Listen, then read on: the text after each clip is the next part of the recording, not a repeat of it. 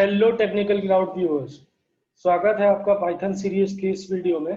और इस वीडियो में हम लोग बात करने वाले हैं मैप, फिल्टर और रिड्यूस फंक्शंस इन पाइथन की।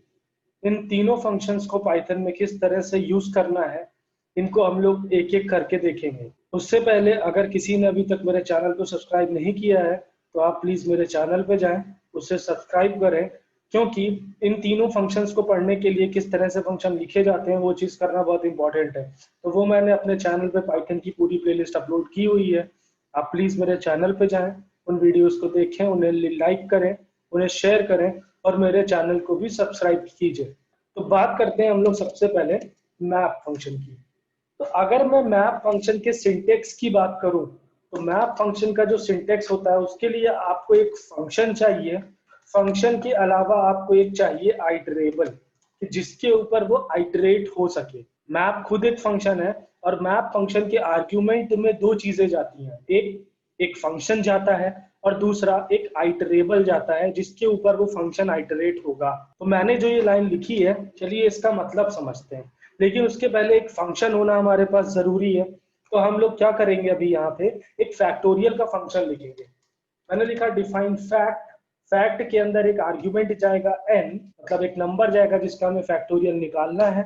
मैंने लिखा इफ n इक्वल्स टू 1 और n इक्वल्स टू 0, रिटर्न कर दो 1, else return n asterisk fact of n minus 1। ये फैक्टोरियल का फंक्शन है, मैंने अपने पाइथन सीरीज में रिकर्शन में ऑलरेडी समझाया हुआ है। तो ये मैंने एक फैक्टोरियल का फंक्शन लिखा। अब अगर मैं इस फैक्ट को मैं कॉल करूं और इसके अंदर दे दूं 5, तो आप देखेंगे मुझे फैक्टोरियल मिल गया 5 का। सिमिलरली अगर यहाँ पे मैं लिखूं फैक्ट ऑफ 4 तो मुझे 4 का फैक्टोरियल मिल जाएगा। फैक्ट ऑफ 6 तो मुझे 6 का फैक्टोरियल मिल जाएगा। लेकिन एक प्रॉब्लम पता है क्या है, कि हम लोग इस फंक्शन के अंदर एक बार में एक ही आर्ग्यूमेंट भेज सकते हैं। मैं एक बार में एक ही नंबर का फैक्टोरियल निकाल सकता हूँ, एक से ज्यादा नंबर का मैं फैक्टोरियल नहीं निकाल सकता हूँ। तो इस चीज के लिए हमारे पास क्या है, मैप फंक्शन।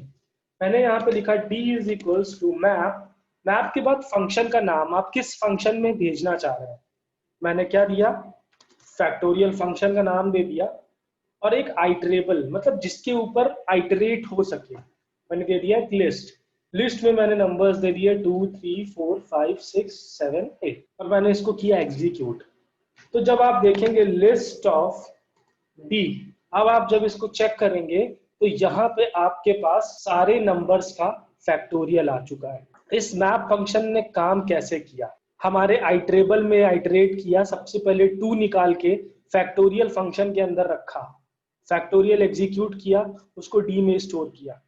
सिमिलरली 3 को निकाला, फैक्टोरियल में रखा, उसका फैक्टोरियल निकाला। 4 को निकाल के फैक्टोरियल फंक्शन के अंदर रखा, उसका फैक्टोरियल निकाला। 5 को निकाल के 5 का फैक्टोरियल निकाला, एंड सो ऑन। तो इस तरह से अगर आपको किसी फंक्शन के अंदर एक साथ बहुत सारे आर्ग्यूमेंट्स के ऊपर उस फंक्शन को करना है अप्लाई, तो हम लोग यूज करेंगे मैप फंक्शन का। लेकिन कोई कंपल्शन नहीं है कि आप इसको एक लिस्ट के तौर पे ही यहाँ पे रखें। This is not a compulsory. मैंने क्या किया, मैंने ए में एक लिस्ट बनाई, d is equals to map of fact लिया और आइटरेबल में मैंने दे दिया a। अब आप जब आप चेक करेंगे लिस्ट ऑफ d को, तो यहाँ पे आपके पास 9 का फैक्टोरियल, 10 का फैक्टोरियल और 11 का फैक्टोरियल, तीनों फैक्टोरियल आपके पास अवेलेबल होंगे। इस तरह से हम लोग करेंगे मैप फंक्शन का यूज। चलिए हम लोग एक और फंक्शन लिख रहे हैं, डिफाइन फन। फन में मैंने 2 आर्ग्यूमेंट दिए a और b, यानी हमारे फंक्शन के अंदर 2 आर्ग्यूमेंट जाएंगे a और b, और मैंने यहाँ पे रिटर्न क्या कराया, a प्लस b, कि भाई जो भी फंक्शन के अंदर आर्ग्यूमेंट गया है उन दोनों को ऐड करो, ऐड करने के बाद मुझे वापस से दिखा दो। ये हमारा एक सिंपल सा फंक्शन है। अब मैंने क्या किया, x is equals to map. Map के अंदर मैंने लिखा फंक्शन का नाम, और फंक्शन के नाम के बाद मैंने दे दिया एक आइटरेबल। आइटरेबल में मैंने दिया एक टपल, एप्पल दिया, बनाना दिया और ग्रेप्स दिया। सिमिलरली दूसरा आइटरेबल मैंने दिया ऑरेंजेस, माफ कीजिएगा ये स्ट्रिंग में होगा, ऑरेंजेस, गुआवा, लेमन। 3 चीजें मैंने, अब मैंने यहाँ पे 2 आइटरेबल क्यों लिए, क्योंकि हमारे पास फंक्शन में भी तो दो आर्ग्यूमेंट जा रहे हैं ना, ए और बी। तो सिमिलरली मैंने यहाँ पे भी दो आइटरेबल्स ली है, पहला एक टपल और दूसरा ये टपल। मैंने एग्जीक्यूट किया। अब ये किस तरह से एग्जीक्यूट होगा इसको चलिए देखते हैं। सबसे पहले इस टपल में से एप्पल निकला और ए की जगह पे आया, ऑरेंजेस निकला, ये बी की जगह पे आया। ए और बी, एप्पल और ऑरेंज दोनों ऐड हुए, यानी कि हमारी स्ट्रिंग कॉन्कैटिनेट हुई, और कॉन्कैटिनेट होने के बाद आपको दिखेगी। सिमिलरली नेक्स्ट आइटरेशन पे बनाना जो है वो ए के अंदर जाएगा, गुआवा बी के अंदर जाएगा। तीसरे आइटरेशन पे ग्रेप्स ए के अंदर जाएगा और लेमन बी के अंदर जाएगा। तो इस तरह से हमारा मैप फंक्शन परफॉर्म होगा। अब हम लोग अगर यहाँ पे देखें लिस्ट ऑफ एक्स, तो ये देखिए एप्पल ऑरेंजेस एक साथ यहाँ पे कॉन्कैटिनेट हो गए, और banana, guava and grapes and lemon, ये तीनों चीजें हमारे पास स्ट्रिंग कॉन्कैटिनेट हो गई है। अगर मैं यहाँ पे कहूँ कि मुझे किसी फंक्शन का स्क्वायर निकालना है, तो कोई जरूरी नहीं है कि आपको फंक्शन पहले से ही लिखना है। मैंने लैम्डा फंक्शन अपने पाइथन में पढ़ाया हुआ है, बहुत अच्छी तरह समझाया हुआ है, तो हम लोग यहाँ पे लैम्डा भी लिख सकते हैं। कैसे लिख सकते हैं? x is equals to map, हम लोगों ने देखा है लैम्डा हमारा सिंगल लाइन फंक्शन होता है, तो मैंने यहाँ पे लिखा लैम्डा। लैम्डा में एक इनपुट जाएगा n, इनपुट में क्या देना है मुझे? n का स्क्वायर, कि जो भी नंबर मैं दूं मुझे उसका स्क्वायर निकाल के दे दो। ओके, और मैंने दे दिया यहाँ पे एक आइटरेबल 4, 5, 6, 7 और 8, ये मैंने आइटरेबल्स दे दिए। एग्जीक्यूट किया, मैंने यहाँ पे लिखा लिस्ट ऑफ एक्स, तो आप देखेंगे 4 का स्क्वायर, 5 का स्क्वायर, 6 का स्क्वायर एंड सो ऑन, सारे स्क्वायर्स हमारे पास अवेलेबल हैं। तो इस तरह से हम लोग अपने पाइथन में यूज करते हैं मैप फंक्शन का। अब बात आती है हमारे पास फिल्टर की। तो जैसे हमारे पास मैप फंक्शन का सिंटेक्स था, वैसे ही हमारे पास फिल्टर फंक्शन का भी सिंटेक्स है। फिल्टर लिखेंगे, उसके अंदर एक फंक्शन जाएगा, फंक्शन के अंदर चेक होने के लिए हमारे पास एक लिस्ट या फिर कुछ आइटरेबल जाएगा जिसके ऊपर वो चेक होगा। फिल्टर, जैसा कि आपको वर्ड से समझ में आ रहा है कि इसका काम है किसी ना किसी चीज का फिल्टराइजेशन। अब filterisation on the basis of what? On the basis of function. अगर मैं यहाँ पे एक फंक्शन लिखूं, डिफाइन इवन, ये इवन नाम का एक मैंने फंक्शन लिखा है, ये मुझे क्या देगा कि हमारा जो नंबर है जो n आर्ग्यूमेंट में जा रहा है वो इवन है या नहीं है। अगर मैं यहाँ पे लिख दूं रिटर्न करो n modulo 2 equals to 0, that's it, मैंने एग्जीक्यूट किया। अब अगर मैं यहाँ पे लिखूं इवन ऑफ 4, तो ये मुझे क्या देगा? अगर हमारा नंबर इवन है तो ये मुझे देगा ट्रू, अगर हमारा नंबर ऑड है तो मुझे ये देगा फॉल्स। तो मुझे करना क्या है? मुझे करना है नंबर्स को फिल्टर, वो इवन है तो मैंने लिखा y is equals to filter, filter के बाद फंक्शन का नाम मैंने दे दिया इवन, और एक आइटरेबल, आइटरेबल में आप बहुत सारे नंबर्स दिख गए, तो यहाँ पे मैंने बहुत सारे नंबर्स यहाँ पे दिए। जैसे ही मैंने इसको किया एग्जीक्यूट, इसने वो नंबर्स फिल्टर आउट किए जो हमारे इवन नंबर्स हैं। अब इसने कैसे इन नंबर्स को फिल्टर आउट किया? तो फिल्टर आउट करने के लिए सेम तरीका इसने अपनाया कि 12 हमारे इवन फंक्शन के अंदर गया, इवन फंक्शन के अंदर जब गया तो इसने क्या दिया इस स्टेटमेंट ने कि ये ट्रू है, अगर ट्रू है तो इसको करना है फिल्टर, अगर फॉल्स है तो कोई बात नहीं, अगर ट्रू है तो हमें करना क्या है?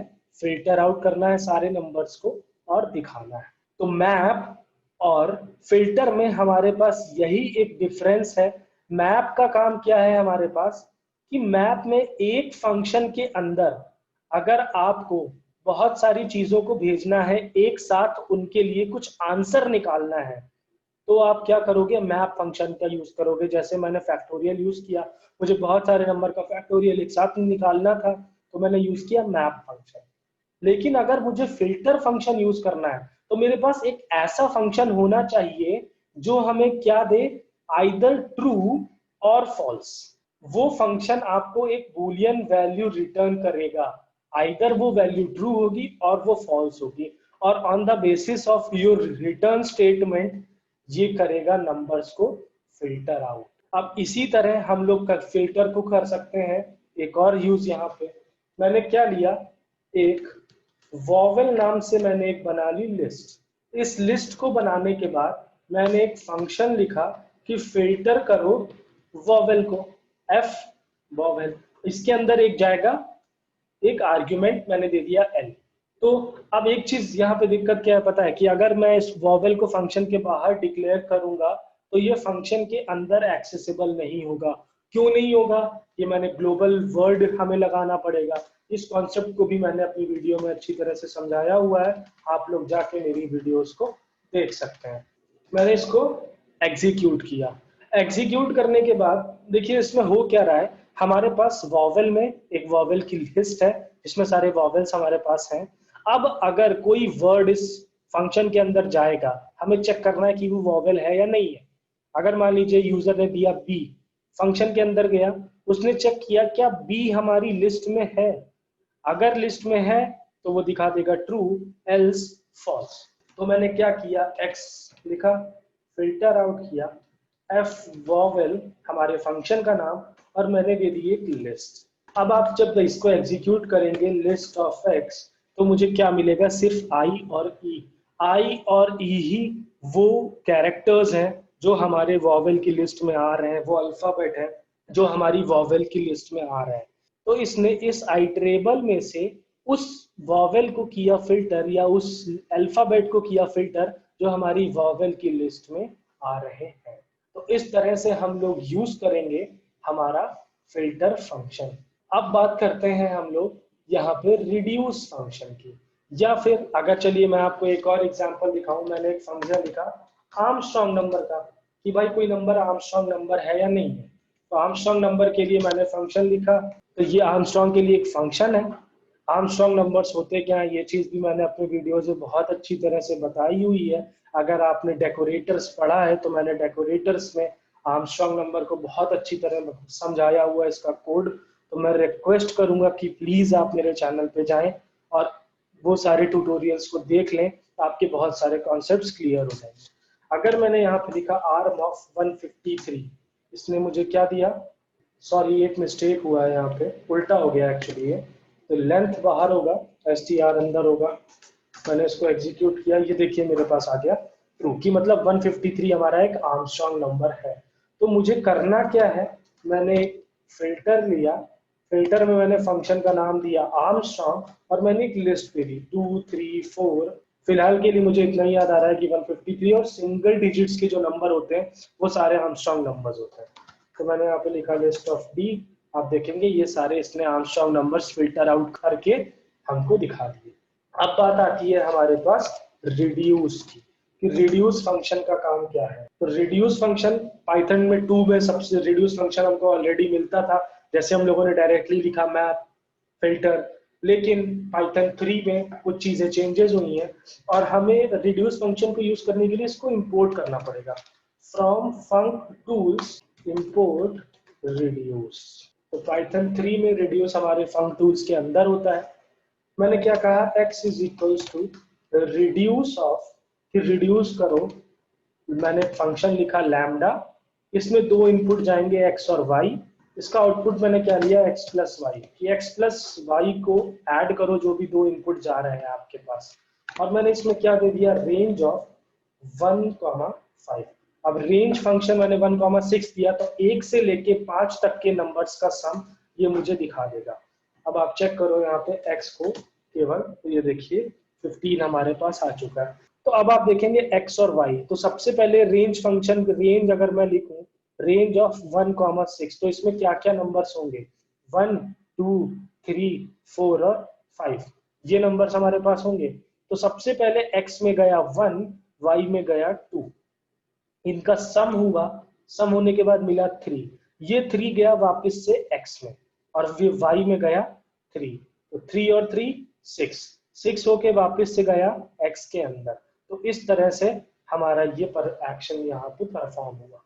तो आई होप गाइज आपको मैप, रिड्यूस और फिल्टर, ये सारी चीजें आपको यहाँ पे समझ में आ गई होंगी।